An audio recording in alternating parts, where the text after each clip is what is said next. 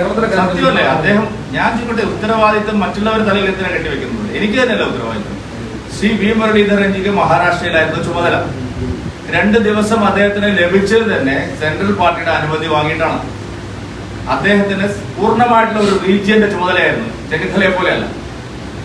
അദ്ദേഹത്തിന് സമ്പൂർണമായിട്ട് ഒരു മേഖലയുടെ പ്രത്യേക ചുമതലയായിരുന്നു. അപ്പൊ അദ്ദേഹത്തിന്റെ 2 ദിവസത്തെ ഡേറ്റ് കിട്ടിയത് തന്നെ അദ്ദേഹത്തിന് സെൻട്രൽ പാർട്ടിയോട് ഞങ്ങൾ ചോദിച്ചിട്ടുണ്ട്. കാരണം അദ്ദേഹത്തിന് പാർട്ടി ഏൽപ്പിച്ച ദൗത്യം മഹാരാഷ്ട്രയിലാണ്. നോക്കൂ, വി മുരളീധരൻ എന്ന് പറയുന്ന ഞങ്ങളുടെ നേതാവിനെയും എന്നെയും തമ്മിൽ തെറ്റിക്കാനാണ് നിങ്ങൾ നടപ്പില്ല. ഒന്നാമത്തെ കാര്യം. രണ്ടാമത്തെ കാര്യം, അദ്ദേഹം ഇവിടെ അദ്ദേഹം പ്രസിഡന്റ് ആയിരിക്കുമ്പോഴും 3 ഉപതെരഞ്ഞെടുപ്പുകൾ ഉണ്ടായിരുന്നു. അദ്ദേഹം പ്രസിഡന്റ് ആയിരിക്കുമ്പോഴാണ് അരുവിക്കരയിലും നെയ്യാറ്റിൻകരയിലും ഉപതെരഞ്ഞെടുപ്പുകൾ നടന്നത്. പക്ഷെ പിറവം ഉപതെരഞ്ഞെടുപ്പും അദ്ദേഹം മത്സരിക്കുമ്പോഴായിരുന്നു. ഞങ്ങളെല്ലാവരും അവിടെ പോയി പ്രവർത്തിച്ചാണ്. അന്ന് കിട്ടിയത് 2000 വോട്ടാണ്. അന്ന് ആരും ശ്രീ വി മുരളീധരൻ രാജിവെക്കണമെന്ന് പറഞ്ഞിട്ടില്ല. കാരണം ഓരോ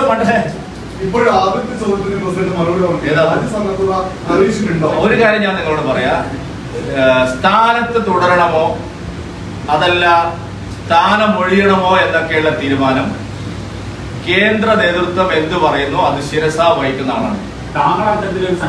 ഞാൻ പറഞ്ഞല്ലോ, എന്റെ അധ്യക്ഷ സ്ഥാനം ഇപ്പോൾ ഒഴിയണമോ, ഇനി വ്യക്തതക്കുറവ് വേണ്ട, ഞാൻ വ്യക്തമായിട്ട് പറയാം.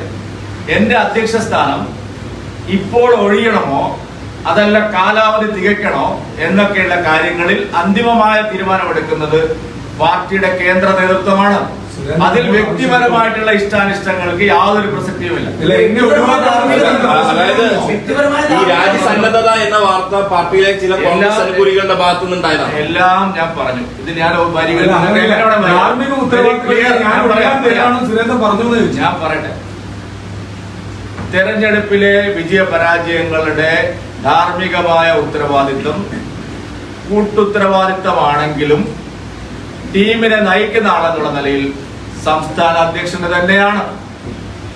മറ്റാർക്കും അതിൽ ഉത്തരവാദിത്തമില്ല. ഞാൻ ആവർത്തിച്ച് പറയാണ്, ഒരു ടീമിനെ നയിക്കുമ്പോൾ വിജയങ്ങൾ ഉണ്ടാവുമ്പോഴും പരാജയങ്ങൾ ഉണ്ടാവുമ്പോഴും സമചിത്തതയോടെ അതിനെ നേരിടുക എന്നുള്ളത് മാത്രമാണ് വഴി.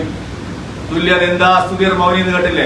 കുറെ ആൾക്കാർ സ്തുതിക്കുമ്പോൾ പൊങ്ങാനും കുറെ ആൾക്കാർ നിന്ദിക്കുമ്പോൾ താഴാനുള്ളതല്ല ഞങ്ങളുടെ നിലപാട്. അതുകൊണ്ട് സ്ഥാനാർത്ഥി നിർണയത്തിൻ്റെതായാലും തെരഞ്ഞെടുപ്പ് പ്രചാരണത്തിൻ്റെതായാലും അതുപോലെ തെരഞ്ഞെടുപ്പിലെ ഔട്ട്കമ്മിൻ്റെതായാലും 3 മണ്ഡലത്തിലേക്ക്, അത് വയനാടായാലും പാലക്കാടായാലും ചേലക്കരയായാലും എല്ലാവരും ചേർന്നാണ് തെരഞ്ഞെടുപ്പ് നടത്തിയതെങ്കിലും പ്രാഥമികമായ ഉത്തരവാദിത്വം സംസ്ഥാന അധ്യക്ഷന് തന്നെയാണ്.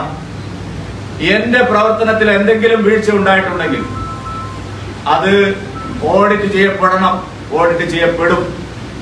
ഞാൻ ശരിയായ നിലയിലല്ല പ്രവർത്തിച്ചതെന്ന് ബോധ്യമുണ്ടെങ്കിൽ ഓഡിറ്റിന് വിധേയനാവും. ഞാൻ നിൽക്കണോ പോണോ എന്ന് പാർട്ടി കേന്ദ്ര നേതൃത്വം തീരുമാനിക്കും. അതിന് യാതൊരു തടസ്സവും എന്റെ ഭാഗത്തുനിന്നില്ല.